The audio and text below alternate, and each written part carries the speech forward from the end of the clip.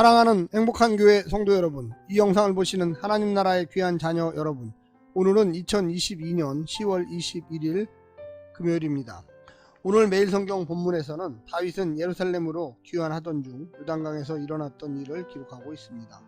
가장 먼저 만난 시므이를 비롯한 베냐민 지파의 문제, 즉 가장 시급한 문제를 해결합니다.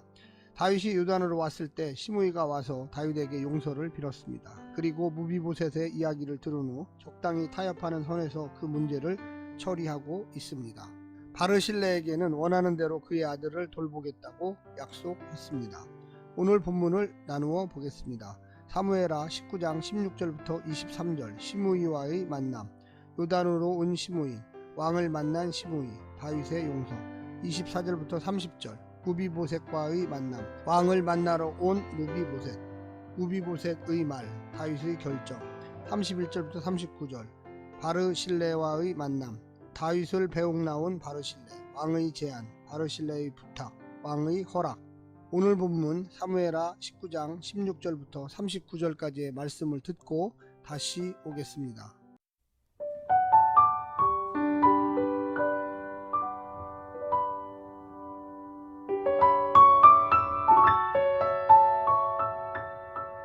바후림에 있는 베냐민 사람 게라의 아들 시므이가 급히 유다 사람과 함께 다윗 왕을 맞으러 내려올 때 베냐민 사람 1000명이 그와 함께하고 사울 집안의 종 시바도 그의 아들 15과 종 20명과 더불어 그와 함께하여 요단강을 밟고 건너 왕 앞으로 나아오니라. 왕의 가족을 건너가게 하며 왕이 좋게 여기는 대로 쓰게 하려 하여 나룻배로 건너가니 왕이 요단을 건너가게 할 때 게라의 아들 시므이가 왕 앞에 엎드려 왕께 아뢰되 내 주여 원하건대 내게 죄를 돌리지 마옵소서. 내 주 왕께서 예루살렘에서 나오시던 날에 종의 패역한 일을 기억하지 마시오며 왕의 마음에 두지 마옵소서. 왕의 종 내가 범죄한 줄 아옵기에 오늘 요셉의 온 족속 중 내가 먼저 내려와서 내 주 왕을 영접하나이다 하니 수르야의 아들 아비새가 대답하여 이르되 시므이가 여호와의 기름 부으신 자를 저주하였으니 그로 말미암아 죽어야 마땅하지 아니하니까 하니라. 다윗이 이르되 수르야의 아들들아 내가 너희와 무슨 상관이 있기에 너희가 오늘 나의 원수가 되느냐. 오늘 어찌하여 이스라엘 가운데에서 사람을 죽이겠느냐. 내가 오늘 이스라엘의 왕이 된 것을 내가 알지 못하리요 하고 왕이 시므이에게 이르되 내가 죽지 아니하리라 하고 그에게 맹세하니라. 사울의 손자 무비보셋이 내려와 왕을 맞으니 그는 왕이 떠난 날부터 평안히 돌아오는 날까지 그의 발을 맵시내지 아니하며 그의 수염을 깎지 아니하며 옷을 빨지 아니하였더라. 예루살렘에서 와서 왕을 맞을 때에 왕이 그에게 물어 이르되 무비보셋이여 내가 어찌하여 나와 함께 가지 아니하였더냐 하니 대답하되 내 주 왕이여 왕의 종인 나는 다리를 절므로 내 나귀의 안장을 지워 그 위에 타고 왕과 함께 가려 하였더니 내 종이 나를 속이고 종인 나를 내 주 왕께 모함하였나이다. 내 주 왕께서는 하나님의 사자와 같으시니 왕의 처분대로 하옵소서. 내 아버지의 온 집이 내 주 왕 앞에서는 다만 죽을 사람이 되지 아니하였나이까.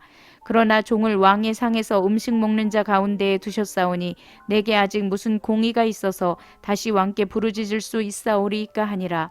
왕이 그에게 이르되 내가 어찌하여 또 내 일을 말하느냐.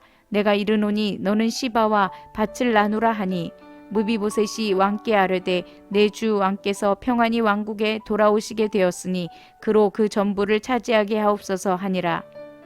길르앗 사람 바르실레가 왕이 요단을 건너가게 하려고 로글림에서 내려와 함께 요단에 이르니 바르실레는 매우 늙어 나이가 80세라. 그는 큰 부자이므로 왕이 마하나임에 머물 때에 그가 왕을 공개하였더라. 왕이 바르실레에게 이르되 너는 나와 함께 건너가자. 예루살렘에서 내가 너를 공개하리라. 바르실레가 왕께 아뢰되 내 생명의 날이 얼마나 있겠사옵기에 어찌 왕과 함께 예루살렘으로 올라가리이까. 내 나이가 이제 80세라. 어떻게 좋고 흉한 것을 분간할 수 있사오며 음식의 맛을 알 수 있사오리이까. 이 종이 어떻게 다시 노래하는 남자나 여인의 소리를 알아들을 수 있사오리이까.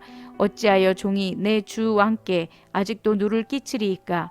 당신의 종은 왕을 모시고 요단을 건너려는 것뿐이거늘 왕께서 어찌하여 이 같은 상으로 내게 갚으려 하시나이까. 청하건대 당신의 종을 돌려보내옵소서. 내가 내 고향 부모의 묘 곁에서 죽으려 하나이다. 그러나 왕의 종 기맘이 여기 있사오니 청하건대 그가 내 주 왕과 함께 건너가게 하시옵고 왕의 처분대로 그에게 베푸소서 하니라.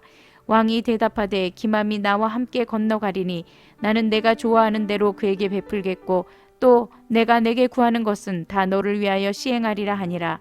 백성이 다 요단을 건너매 왕도 건너가서 왕이 바르실레에게 입을 맞추고 그에게 복을 비니 그가 자기 곳으로 돌아가니라. 압살롬의 반란을 해결하고 돌아오는 다윗에게 가장 큰 문제는 베냐민 지파에 있었습니다. 다윗은 베냐민 지파에게 나름대로 양보한다고 하지만 결국 세바의 반란으로 이어짐을 볼 때 베냐민 지파의 반란 의지는 압살롬의 경우보다 더 깊이 뿌리내리고 있었습니다. 그러므로 다윗은 베냐민 사람 1,000명을 대동하고 찾아온 시므이를 처벌할 수가 없었던 것입니다. 그리고 무비보셋과 세바 문제에 관해서도 올바른 결정을 내리기가 힘들었습니다.